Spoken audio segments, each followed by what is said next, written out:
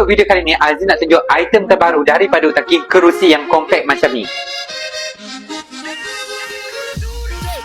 Untuk kerusi compact daripada Utaki, korang akan dapat item yang Aziz dah tunjuk dekat korang sekarang. Untuk kerusi ni, korang hanya buka saja dan korang buka pelekat di bahagian kaki kerusi. Korang jangan risau tau, untuk kaki kerusi ni dia dah ada adjustable beruk, so korang hanya masukkan saja dekat laluan yang betul. Dan siap untuk bahagian body kerusi, sekarang kita pasang untuk bahagian kaki kerusi pula, korang hanya masukkan dekat bahagian bawah sahaja.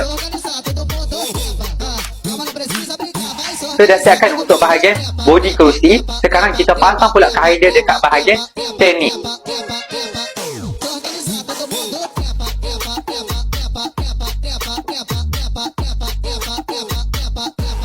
Untuk kerusi yang Aziz review sekarang ni, dia mempunyai storage pocket dekat bahagian bawah. So korang boleh letak handphone korang ataupun wallet korang dekat bahagian sini. So dah siap dah untuk cara pemasangan square moon yang jenis long design. Korang yang boleh tanya material apa yang kita gunakan, kita menggunakan material polyester fabric untuk bahagian kain, dan untuk bahagian besi kita menggunakan 100% aluminium alloy.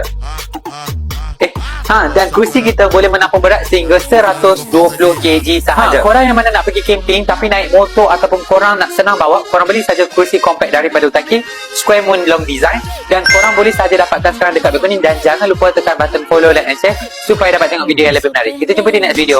Bye bye.